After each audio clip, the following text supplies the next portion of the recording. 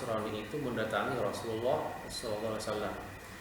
Lalu kemudian Rasulullah mempersilahkan rombongan ini untuk melaksanakan ibadah di masjid Rasulullah.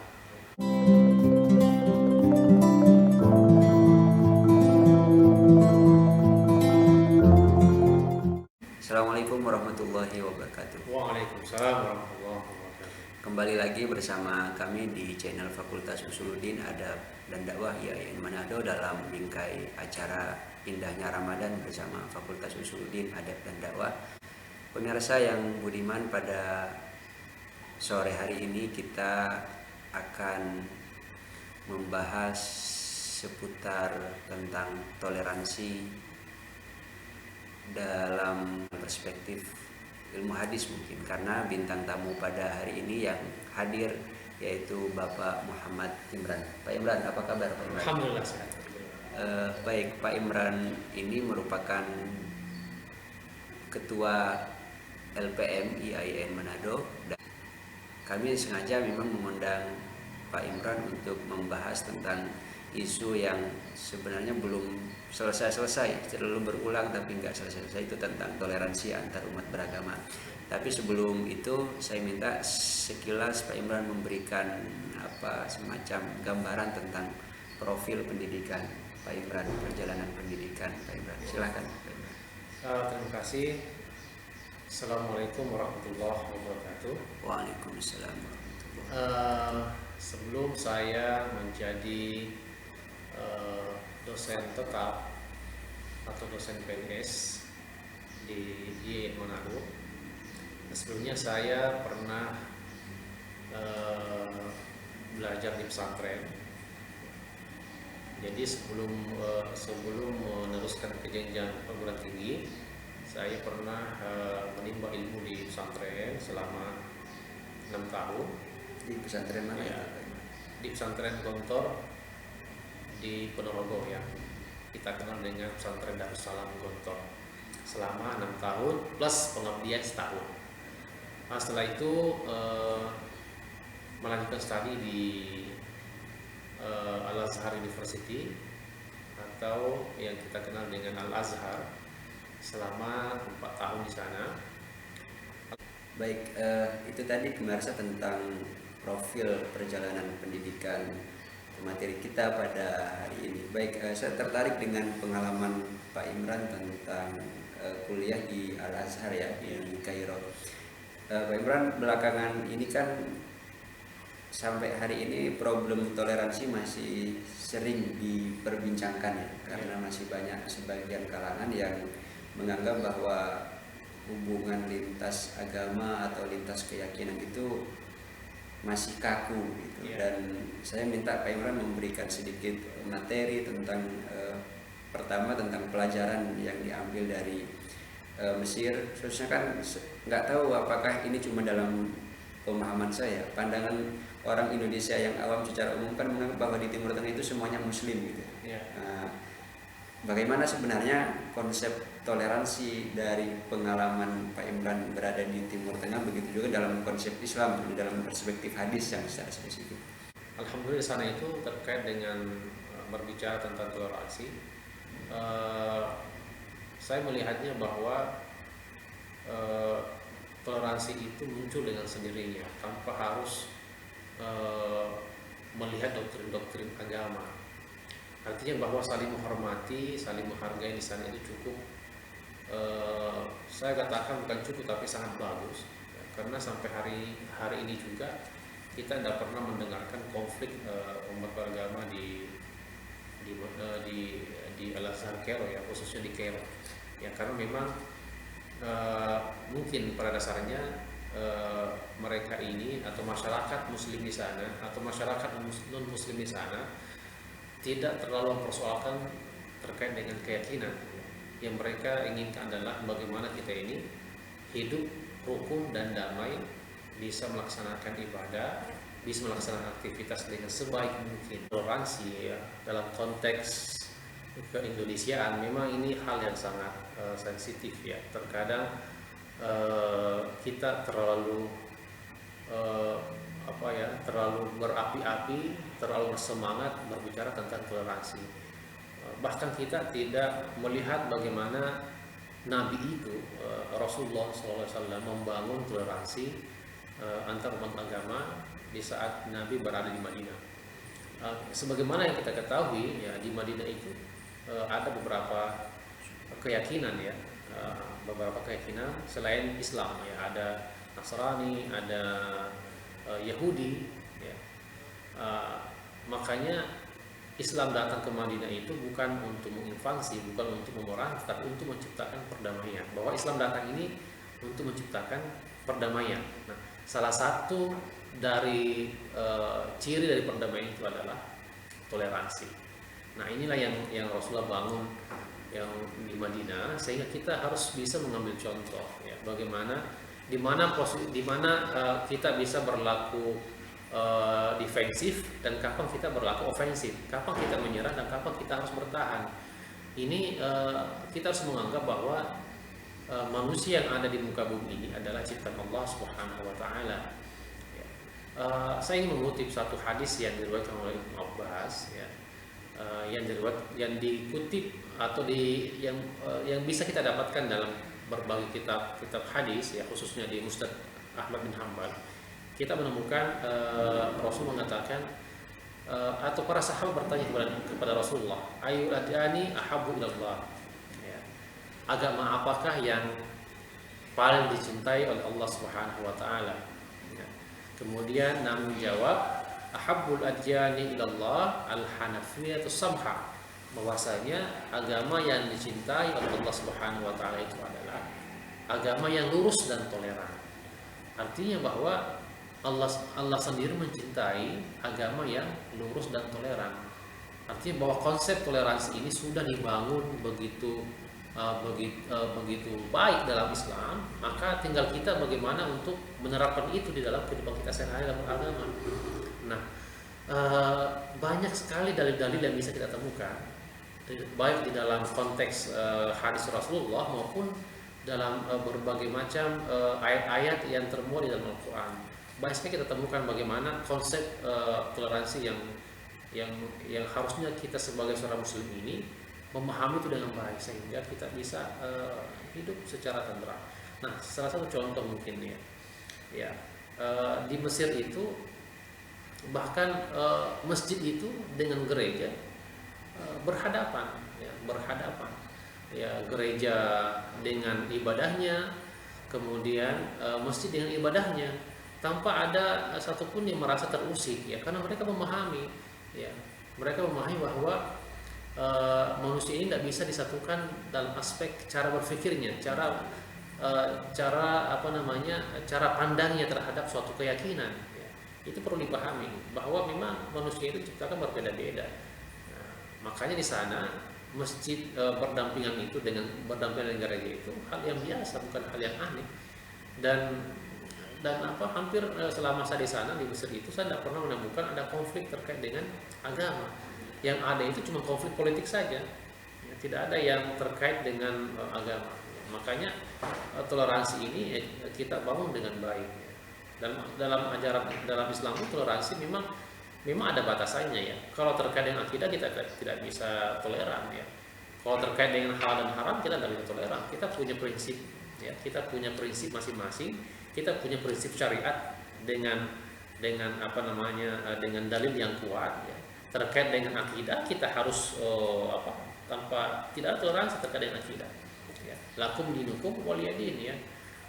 Terkait dengan halal dan haram tidak bisa kita toleransi. Kenapa? Karena ada hal-hal yang sudah mutlak di dalam agama Islam itu, kecuali mungkin terkait dengan muamalah al-insaniyah ya, interaksi kemanusiaan. Nah, ini yang bisa kita masuk wilayah toleransi, mungkin seperti itu. Baik, menarik apa yang disampaikan tadi oleh Pak Imran. Saya kalau boleh minta Pak Imran, apa ada nggak satu contoh kasus yang dicontohkan oleh zaman Nabi atau generasi sahabat? Salah satu contohnya kan yang sekarang menjadi isu di belakangan, bolehkah misalnya orang Islam berkunjung ke tempat ibadahnya orang non-Islam, begitu juga orang non-Muslim atau orang yang ya non muslim datang ke masjid atau apa, bagaimana, ada nggak contoh kasus yang bisa dijadikan pelajaran dalam konteks zaman atau dalam konteks keindonesiaan hari ini? Ya, dalam literatur hadis itu kita bisa menemukan ada satu riwayat di mana orang-orang Nasrani itu mendatangi Rasulullah SAW. Lalu kemudian Rasulullah mempersilahkan rombongan ini untuk melaksanakan ibadah di masjid Rasulullah. Melaksanakan ibadah di masjid Rasulullah. Meskipun pada saat itu ada beberapa sahabat mengatakan, kenapa? Ya, kenapa kenapa mereka ini dipersilahkan masuk? Ya, padahal mereka ini adalah non muslim. Ya bagi Rasulullah dengan sikapnya yang begitu ramah, yang memang beliau ini adalah figur yang luar biasa yang patut kita contoh. Ya, dia bisa meredam amarah dari para sahabat itu. Ya. Dia mengatakan persilahkan mereka untuk melaksanakan ibadah. Ya. Akhirnya setelah mereka melaksanakan ibadah, Nabi mengajak mereka untuk berdiskusi. Inilah salah satu contoh yang bisa kita petik dalam hal ini ya.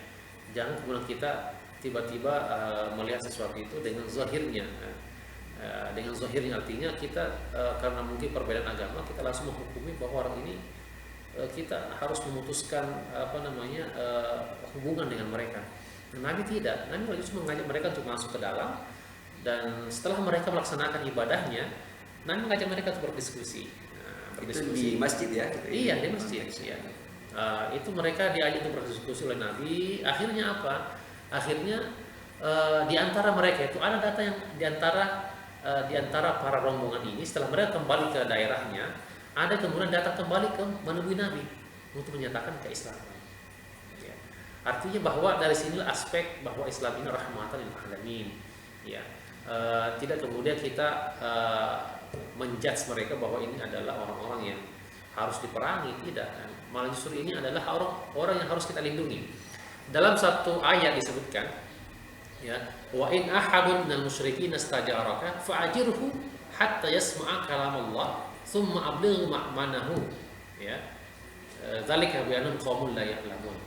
Disinilah aspek yang poin yang paling penting, ya.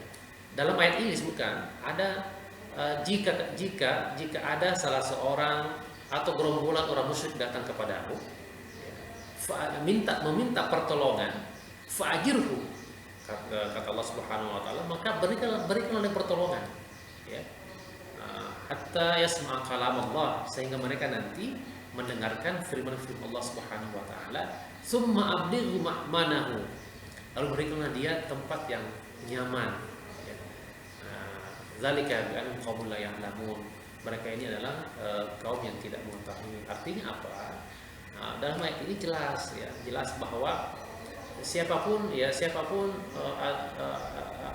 atas dasar kemanusiaan, ya, agama apapun itu, maka kita harus memberikan perlindungan, kita harus memberikan pertolongan, ya. Semoga dengan cara-cara seperti inilah, dengan cara-cara santun seperti ini, kita bisa memperdengarkan kepada mereka tentang agama Islam, memperdengarkan kepada mereka tentang syariat Islam, ya, sehingga mereka tertarik untuk mempelajari itu. Dan alhamdulillah kalau mereka menyatakan mengikrarkan diri untuk masuk agama Islam, ya, seperti itu. Baik, kalau dari apa yang disampaikan Pak Imran tadi jelas bahwa ada teladan, ya, teladan kebijaksanaan bagaimana kita menyikapi perbedaan yang sudah dicontohkan oleh Nabi. Ini barangkali sebelum terakhir Pak Imran, ya, kalau perspektif Pak Imran selaku orang yang banyak mengkaji atau yang konsentrasi mengkaji hadis, kira-kira problem apa yang dihadapi umat Islam khususnya dalam konteks Indonesia? Kenapa masalah ini masih masalah toleransi khususnya masih sering menjadi problem di ini? Kenapa, ya? Apakah memang karena hal-hal yang contoh seperti itu tidak sampai kepada mereka atau memang ada hal lain dalam pandangan Pak Imran? Kalau saya melihat sih sebenarnya ini bukan hal yang baru yang terbit. Ini adalah hal yang sesuatu yang sudah lama disampaikan. Ya. Lalu kenapa kemudian terjadi sikap-sikap intoleran? Ini terkadang memang ada faktor fanatisme dalam beragama yang berlebihan. atau mungkin bisa saja memahami agama tidak begitu tuntas ya. Maka dalam Islam itu adalah udkhulu fis-silmi kafah. Masuklah kamu dalam agama Islam itu secara keseluruhan. Artinya apa? Islam ini tidak hanya mengatur persoalan akidah, tidak hanya mengatur persoalan ibadah, tapi juga mengatur persoalan muamalah. Jadi kita bisa menjadi Islam yang seutuhnya, Islam yang sempurna ketika tiga aspek ini bisa menyatu dalam diri kita. Aspek iman, Islam, dan ihsan. Nah, kalau tiga aspek ini yang bisa kita pahami dengan baik, bisa kita amalkan dengan baik, insya Allah kita tidak pernah melihat perbedaan akidah di antara saudara kita. Kita akan menganggap bahwa apa yang mereka yakini itulah yang mereka yakini, apa yang kita yakini itulah yang kita yakini. Artinya kita tidak akan peduli dengan apa yang mereka, dengan ibadah yang mereka lakukan. Artinya dari aspek akidah kita tidak akan tidak akan menyoal itu. Nah, yang jadi persoalan adalah dari aspek muamalahnya, bagaimana kita menginternalisasikan ajaran-ajaran Islam itu dalam diri kita, kemudian kita tuangkan dalam perilaku kita, dalam muamal kita sehari-hari, baik dengan saudara kita yang muslim. Ini menjadi susah karena terkadang kita ini berguru hanya satu guru ya. Kemudian apalagi dengan media informatika yang begitu cepat ya, belajar hanya di Google contohnya ya, belajar hanya di media sosial, akhirnya pemahaman kita terlalu sempit sehingga tidak melihat begitu Islam ini sangat luas ya. Islam ini sangat sudah memberikan ruang kepada semua aspek untuk kita laksanakan, untuk kita amal. Akhirnya pandang kita juga menjadi sempit ya. Kalaulah kita mengikuti jejak para ulama kita terdahulu ya, ulama-ulama hadis itu bayangkan gurunya itu sampai ribuan, ratusan sampai ribuan guru mereka itu. Jadi sehingga mereka itu bijak dalam melihat situasi ya. Ini yang perlu kita teladani ya, bahwa belajar itu tidak cukup dengan 1-2 guru, tapi harus banyak guru. Sehingga apa yang kita dapatkan dari guru kita itu bisa beragam, bisa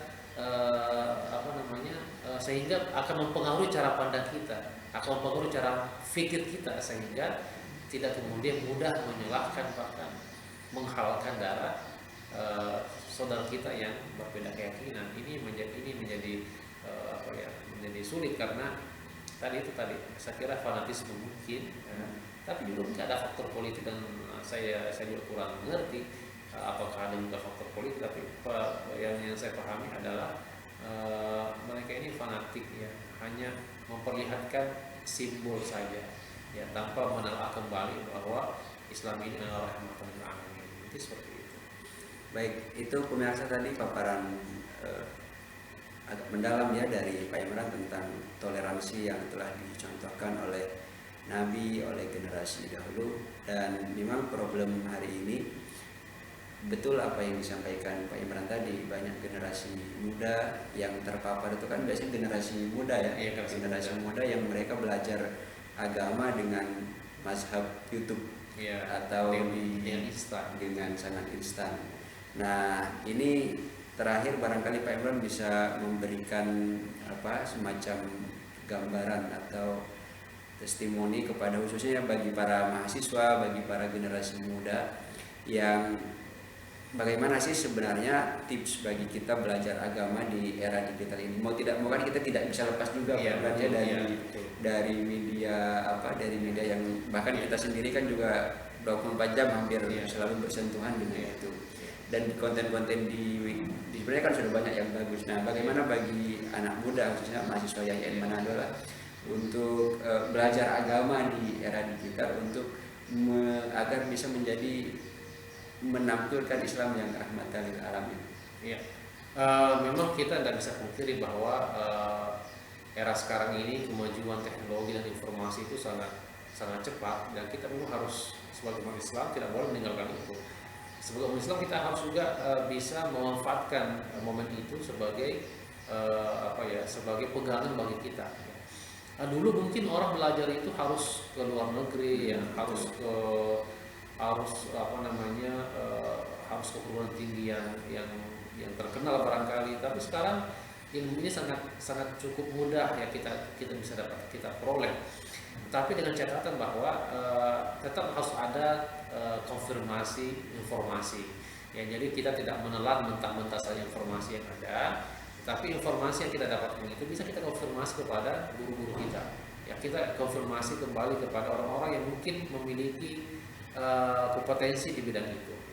Nah ini yang terkadang menjadi repot karena banyak orang yang hanya membaca sekilas lalu kemudian men-share informasi itu. Ini yang menjadi problem juga, karena belum baca secara tuntas, belum memahami apa substansinya, apakah informasi ini layak untuk di-share atau tidak, apakah ayat-ayat atau hadis yang disampaikan sudah benar atau tidak, langsung di-share begitu saja, sehingga bisa saja menimbulkan fitnah-fitnah baru, masalah-masalah baru. Jadi kita sebagai akademisi yang Manado ya harus lebih selektif lah dalam melihat informasi, mana informasi yang layak untuk kita sebarkan, mana yang tidak. Kita pahami dulu, kita telah dulu. Kalau ada hal-hal yang tidak begitu kita paham, maka perlu maka perlu kita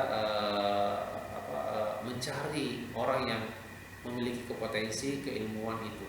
Ada satu kasus ini yang saya pernah temui di mahasiswa kita. Saya mengajar ilmu hadis di salah satu fakultas di Manado. Ya.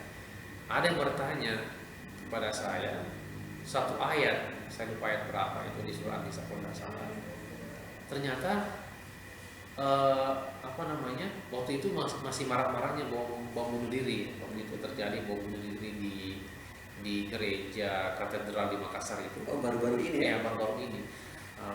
Itu saya mengajarkan, saya buka sesi tanya jawab dengan mahasiswa. Ada yang bertanya, Pak, ternyata memang Al-Quran itu melegalkan bom bunuh diri. Ya. Ada ayatnya kok dalam Al-Quran. Saya kaget mendengarkan informasi itu. Wah, selama saya belajar mengkaji Al-Quran, saya dapatkan itu ada ayat satu ayat pun yang melegalkan atau cara bom bunuh diri.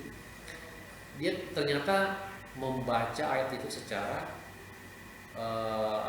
sepenggal, tidak membaca secara tuntas. Nah inilah yang menjadi problem bagi kita ya, membaca sumber agama secara parsial ya. Akhirnya pemahamannya menjadi parsial juga. Nah ini yang pernah saya dengar.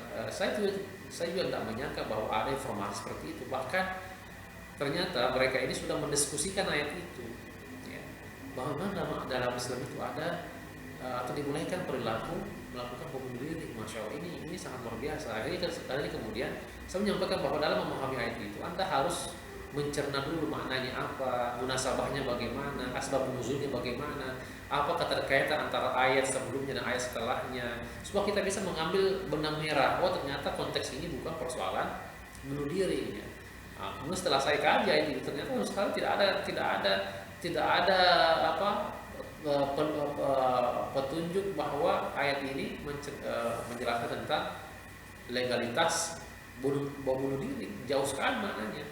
Cuma mungkin karena anak-anak ini memahami secara sepenggal, baru mungkin tidak ada tempat bertanya, akhirnya muncul yaitu hal-hal yang wajar saja, tetapi bisa menjadi bibit ya, kesalahpahaman. Ya, ini bisa menjadi embrio kesalahpahaman dalam memahami teks agama. Makanya saya selalu sama anak ini langsung menanyakan itu sehingga kita bisa memberikan informasi. Maka pesan saya kepada mahasiswa yang Manado, ketika Anda mendapatkan hal-hal seperti ini, tolong tanyakanlah sama dosen-dosennya lah.